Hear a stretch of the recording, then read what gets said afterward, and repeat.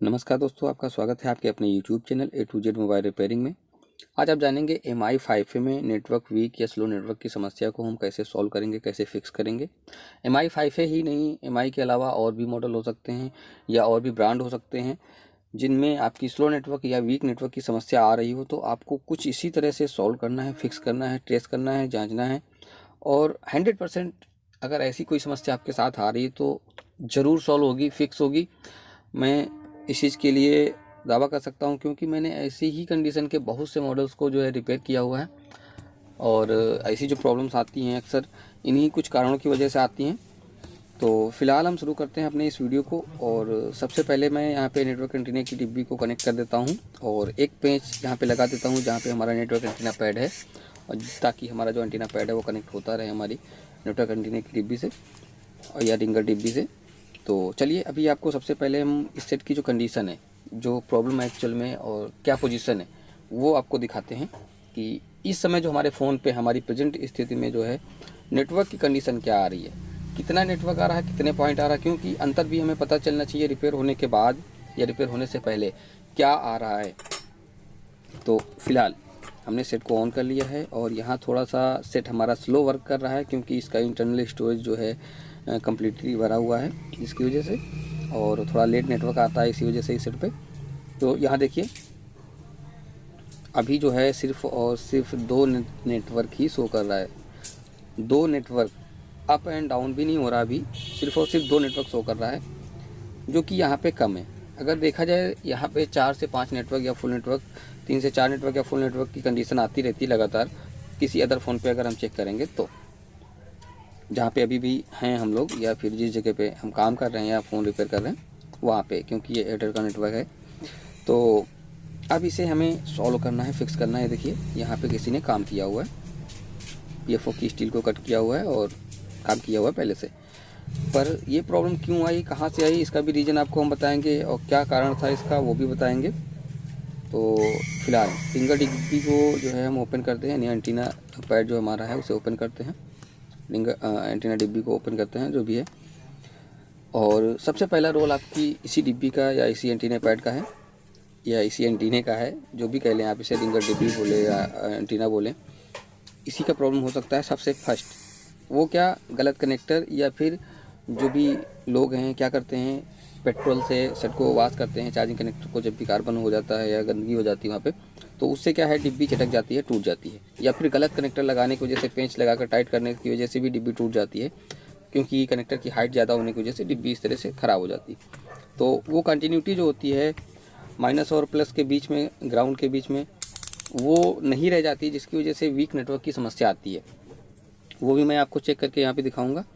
और ये सेट मैंने पहले रिपेयर करके दिया, फिर भी जो है कस्टमर का कहना था अभी भी हमारे सेट में जो है सेम कंडीशन है। मुझे लगा रिंगर डिब्बी ब्रेक थी जिसकी वजह से ये प्रॉब्लम आई होगी और मैंने वो कनेक्शन जो है कर दिए थे। पर अभी ये खोलने के बाद हमारा ये जंपर जो है निकल गया है, जो मैं आपको दिखा रहा था यहाँ पे, जिसकी वजह से देखिए कंटिन्यूटी नहीं बता रहा है। तो अब इसे मैं कर लेता हूँ फिर से। और ऊपर से भी ये एक जगह से ब्रेक था सप्लाई, तो वो भी मैंने कनेक्ट की हुई है। तो आप इसे ज़रूर कुछ इसी तरह से चेक कर लें। अगर ऐसा कुछ आपके साथ हो रहा है जिसकी वजह से भी नेटवर्क आपका कम या ज़्यादा हो सकता है, यानी कि नेटवर्क वीक हो सकता है। अभी हमारी जो डिब्बी है वो यहाँ से सप्लाई हमारी चलती है और ये देखिए यहाँ से होते हुए, यहाँ से होते हुए ये यहाँ के से, और ये इधर से यहाँ से होते हुए यहाँ पे कनेक्ट होती है। तो यहाँ पर दो जगह से हमारी ब्रेक थी, वो हमने इसे कनेक्ट कर लिया है, इसे जो है इसका कनेक्शन कर लिए हैं। चार्जिंग कनेक्टर हमारा प्रॉपर जो था वो हमने लगा लिया है। अब इतना कुछ करने के बाद मैंने कस्टमर को दे दिया, फिर भी कस्टमर मेरे पास रिटर्न आया, उसने बोला अभी भी मेरे सेट पे जो है प्रॉब्लम है। तो अब हम यहाँ पे ढूंढेंगे कि ये प्रॉब्लम कहाँ से है। देखिए यहाँ कंपोनेंट्स में कोई छेड़छाड़ नहीं है, ये ओरिजिनल PCB है हमारी सेट के साथ की, तो इसमें छेड़छाड़ करने की कोई ज़रूरत नहीं है हमें, क्योंकि ऐसा कुछ भी नहीं हो सकता। अगर हाँ किसी ने छेड़छाड़ की हुई है तो आपको कंपोनेंट्स में छेड़छाड़ करनी पड़ेगी, वरना आप चाहें तो ग्राउंड से लगा हुआ जो वाइट कलर का रजिस्टर है, यानी उसे आप तो कॉइल कहेंगे क्योंकि वो कॉइल ही है, उसे आप निकाल सकते हैं। बाकी आपकी जो भी सीरीज में लगे हुए ब्लैक कलर के कंपोनेंट है उन्हें कोई दिक्कत नहीं उनकी। अब दूसरा चांस ये बनता है कि वहाँ से लेकर यहाँ बोर्ड तक का जो वायर का कनेक्शन है उसे आपको चेक करना है 1 बाय 1। मतलब जब भी आप पिन से कनेक्ट करते हैं, पिनअप करते हैं कनेक्टर को, वायर को कनेक्टर से, तो ये जो पिन है आपका जो इंटरनल पॉइंट है वो पिन में कनेक्ट हो रहा है या नहीं हो रहा है, क्योंकि अगर वहाँ पे कनेक्शन मिसिंग होगा तो भी आपका नेटवर्क वीक होगा। क्यों ऐसा कब होता है? जब भी कोई वायर को मीटर की प्रोब से चेक करता है, वहाँ पे काफ़ी ज़्यादा प्रेशर या दबाव देने की वजह से उसकी जो पिन है, इंटरनल पिन जो है, इनर पिन जो है वो फैल जाती है, और जब आप कनेक्ट करते हैं एंटीना वायर को तो वहाँ पे वो बोर्ड से या पीसीबी से जो कनेक्टर है उसमें अटैच नहीं होता सही से, जिसकी वजह से नेटवर्क वीक की समस्या आती है। और इस तरह से छिड़ा हुआ है सेट हमारा। इस कंडीशन में अगर आपके पास आए तो आप ज़रूर वायर को चेक करें, ऐसी प्रॉब्लम भी हो सकती है। मैंने कई बार ऐसे जो है सॉल्व किया हुआ है। तो उसे चेक करने का सही तरीका यह है कि आप एक तरफ का वायर निकाल दें, एक तरफ का बोर्ड पे लगा रहने दें, और बोर्ड की कनेक्शन की सप्लाई जहाँ जहाँ तक जा रही है उसमें से आपका आउटर और इनर दोनों चेक कर लें। जहाँ पे इनर जा रहा है, इनर पे मीटर को चेक करें। कुछ इस तरह देखिए, अभी मैं इनर पे चेक कर रहा हूँ। इनर हमारा जो आउटसाइड निकल रहा है यहाँ पे बोर्ड से, वहाँ पे चेक कर रहा हूँ कि सप्लाई जा रही है नहीं जा रही है। देखिए देखिए जा रही है, यहाँ पे देखिए बीप दे रहा है। और ग्राउंड तो मैंने पहले ही चेक कर लिया था, आपने देखा था। तो इसी तरह से ये हमने एक सिरा चेक कर लिया। अब दूसरे सिरे को कनेक्ट करेंगे, फिर इधर से रिमूव करेंगे और इस सिरे को भी चेक कर लेंगे वो कनेक्ट हो रहा है या नहीं हो रहा। क्योंकि ये कनेक्टिविटी नहीं होगी यहाँ पे, अगर मिसिंग होगा कुछ भी या प्रॉपर तरीके से वायर आपका कनेक्ट नहीं होगा पीसीबी से, तो भी नेटवर्क वीक रहेगा, नेटवर्क स्लो रहेगा। हाँ, तीसरी चीज़ ये है कि अगर आपका नेटवर्क वायर फ्रैक्चर्ड है, दबा हुआ है, ब्रेक्ड है, तो भी वीक रहेगा, स्लो रहेगा आपके सेट पे नेटवर्क। और वो क्यों होता है? जब भी ये नेटवर्क वायर, देखिए नेटवर्क वायर के लिए जगह बनाई गई है पीसीबी पे, और जब भी किसी ने ओपन किया सेट को और पीसीबी में जो जगह है वायर के लिए वो जगह पे सेट नहीं किया गया नेटवर्क वायर को, और सेट को पैक कर दिया गया, तो वो प्रेशर की वजह से, दबने की वजह से वहाँ पे फ्रैक्चर हो जाता है आपका एंटीना वायर, जिससे भी नेटवर्क वीक रहता है। तो ये 2-3 कॉन्सेप्ट जो है आपके अच्छे से समझ में आ गए। ये तो हो गया आपका मेन बोर्ड से नीचे के सेक्शन में। अब हमें मेन बोर्ड पे चेक करना है। मेन बोर्ड पे कहाँ से कहाँ तक चेक करना है? जो एंटीना वायर का स्विच के सॉकेट है आपका, जो कनेक्टर है वो आपका, वहाँ से लेकर पीएफ आईसी के इन तक आपको चेक करना है, सिर्फ और सिर्फ इन तक।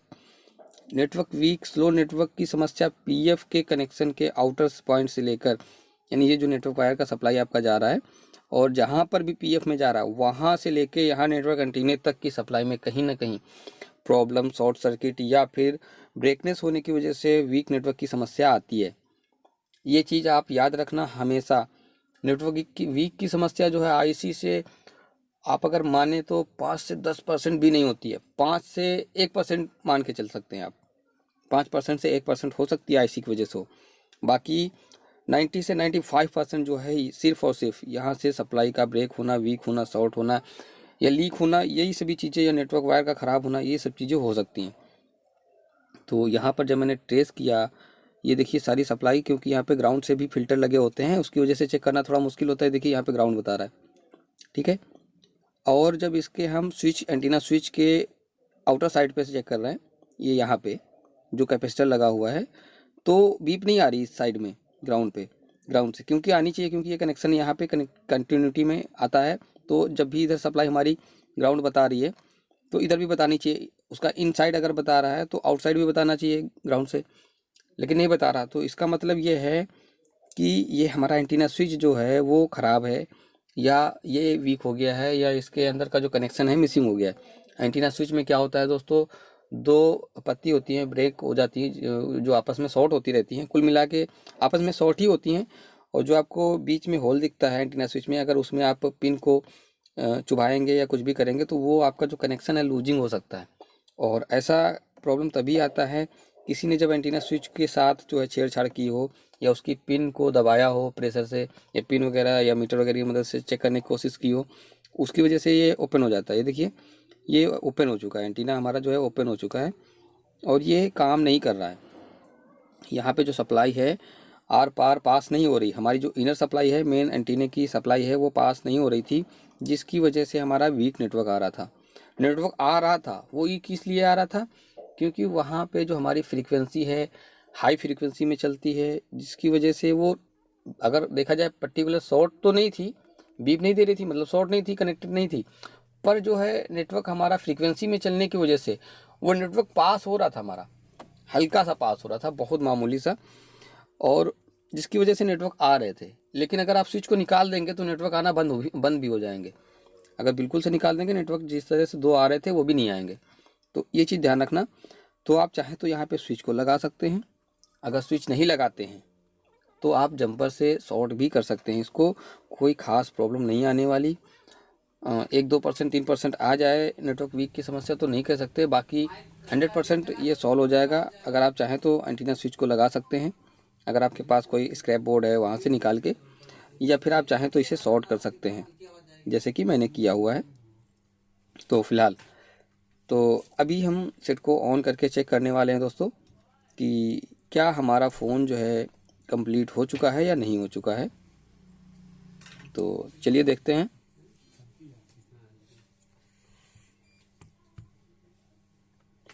और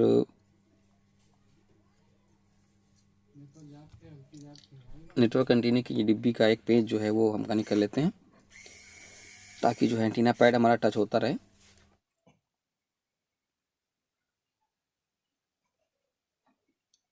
देखिए हमारा सेट जो है ओपन हो चुका है।